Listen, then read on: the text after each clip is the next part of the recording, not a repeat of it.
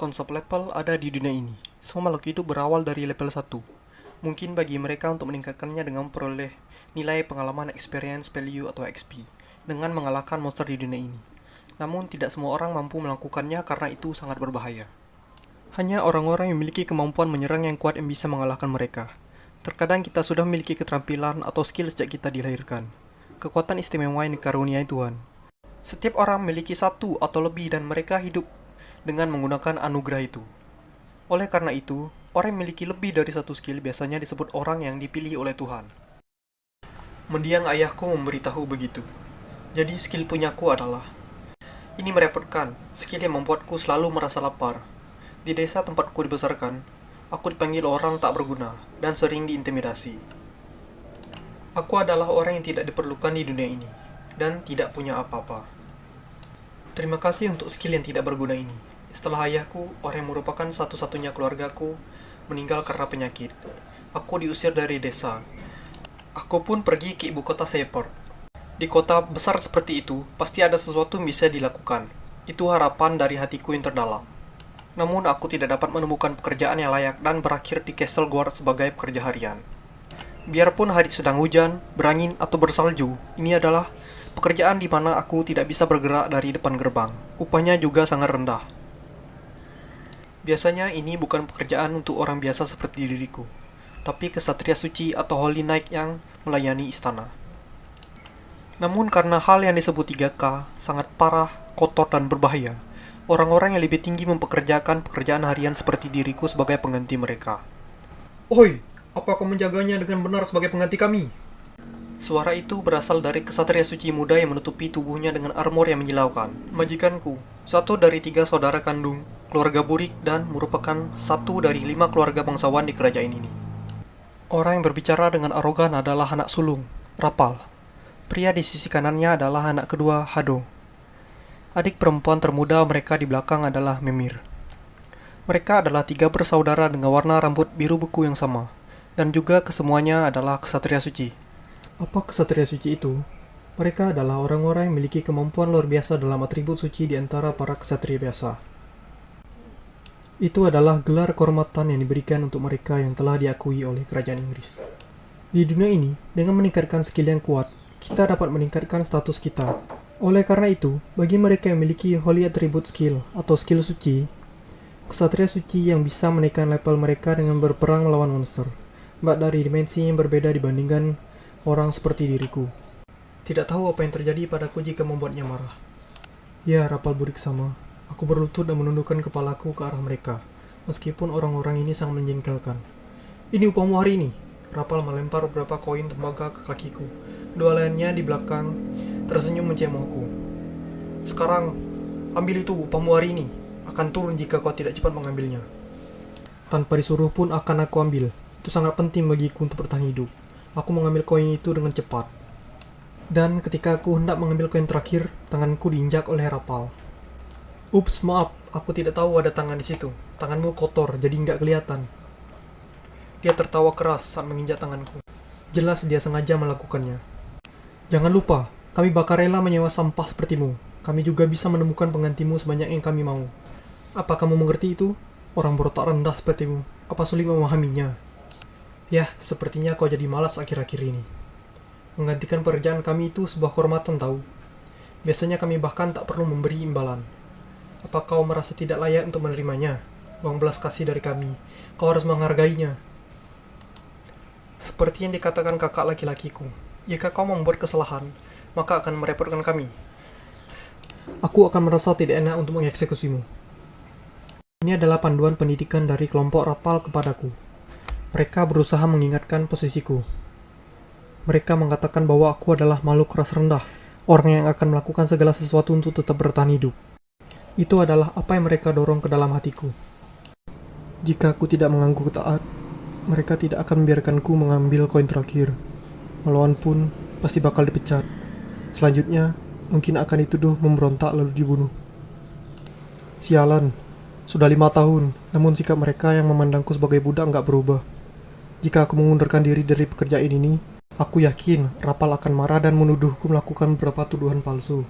Kejengkelanku yang sampai puncak selama 5 tahun terbangun dalam diriku. Kemarahan mengapa aku harus mematuhi mereka, dan kebencian terhadap kelemahanku sendiri yang membuat diriku hanya bisa melakukannya. Dan hanya pada saat-saat seperti inilah yang membangunkan skill dan membuat perutku mengaum dalam kelaparan. Rapal berpikir bahwa aku tidak makan dengan cukup. Dia mulai memarahiku dengan ekspresi menjijikan. Sungguh menyedihkan, sepertinya kau tidak melakukan tugasmu sebagai penjaga gerbang dengan benar. Keluarga Burik sudah memberiku makan yang cukup. Jangan bikin malu kami, bangsat. Dia menendang perutku.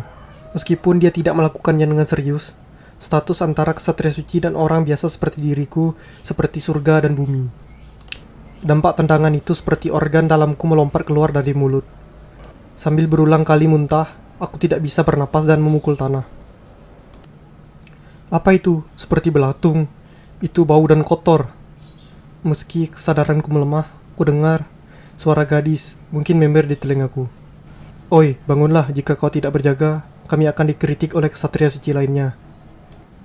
Rapal menginjak wajahku sementara aku masih terbaring di tanah. Cepat bangun! Tidak mungkin aku bisa bangun sebelum dia berhenti menginjakku dan karena perbedaan antara kami. Tentu saja, Rapal tahu tentang itu. Dia nampaknya senang melihatku berjuang di bawah kakinya. Ketika dia menempatkan lebih banyak kekuatan ke kakinya, rasa sakit tajam melintas di kepalaku. Saat itu, ketika aku pikir aku akan mati, aku diselamatkan oleh suara yang anggun. Rapal, hentikan, dia akan mati. Dia adalah salah satu orang yang perlu kita lindungi. Sebagai kesatria suci, harusnya kau tidak diperbolehkan melakukan tindakan tercela seperti itu. Hari ini giliran Roxy Heart ya? Orang yang menyelamatkanku adalah Roxy Heart. Seorang kesatria suci yang memiliki ideologi aneh di antara teman-temannya untuk menghancurkan yang kuat dan melindungi yang lemah. Rambut emas Roxy Heart berkibar tertiup angin. Perlengkapan sempurna untuk sifat beraninya. Keluarga Hart juga merupakan salah satu dari 5 keluarga bangsawan di kerajaan ini. Keluarga yang baik dan menghormati keadilan. Oleh karena itu mereka dipuja oleh orang-orang. Tentu saja aku adalah penggemar dia juga.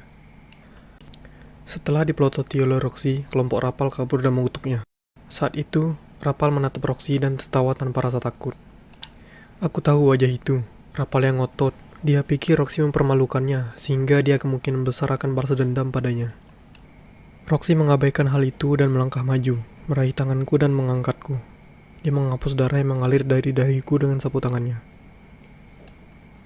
Apa kamu baik-baik saja?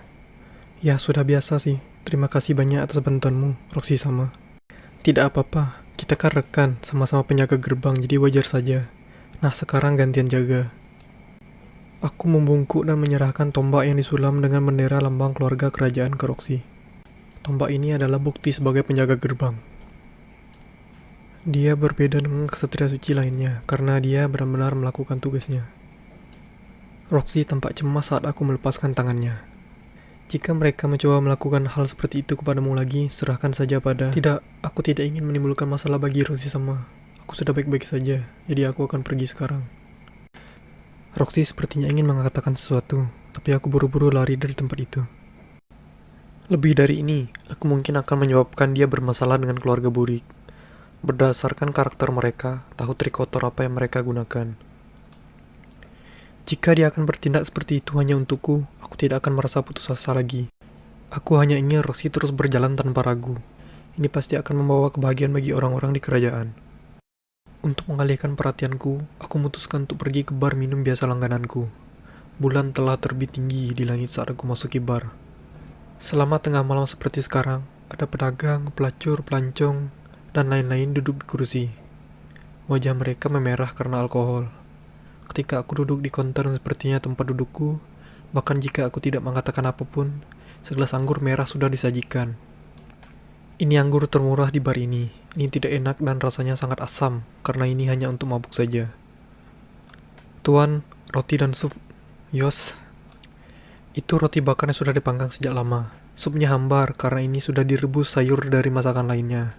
Ini adalah makan malamku. Aku belum makan daging selama 5 tahun. Daging terakhir yang aku makan adalah potongan kecil daging kering. Ya, aku sudah lupa rasanya, karena aku selalu lapar dikarenakan skillku. Tapi aku tidak punya cukup uang untuk memuaskannya. Jadi aku hanya makan makanan di depanku perlahan dan mengalihkan perhatianku dari kelaparan sebentar. Sementara aku makan dan minum anggur sedikit demi sedikit, pemilik bar berbicara kepadaku. Bagaimana pekerjaan sebagai penjaga gerbang? Parah, begitukah? Aku harap kau tidak berakhir seperti pendahulumu. Aku tidak menjawabnya kembali. Pendahulu yang pernah dipekerjakan oleh keluarga Burik, aku dengar dia meninggal karena kerja keras. Karena bullying obsesif dan kerja keras yang parah, status pendahulunya sama seperti diriku. Dia berangsur-angsur menjadi lebih kurus dan tiba-tiba terjatuh dan meninggal. Setelah itu, pemilik bar menyaksikan tuan keluarga Burik menginjak mayat pendahuluku yang meninggal saat berpatroli. Dan karena itu, tidak lagi berguna bagi mereka. Dia mengatakan bahwa sekarang adegan itu masih menyala terang di matanya. Bersamanya, tidak pernah bisa melupakannya. Mohon maaf jika ada salah kata atau hal lainnya. Terima kasih telah menonton. Jangan lupa nonton like, komen, share, dan juga subscribe-nya. Sampai jumpa di video selanjutnya.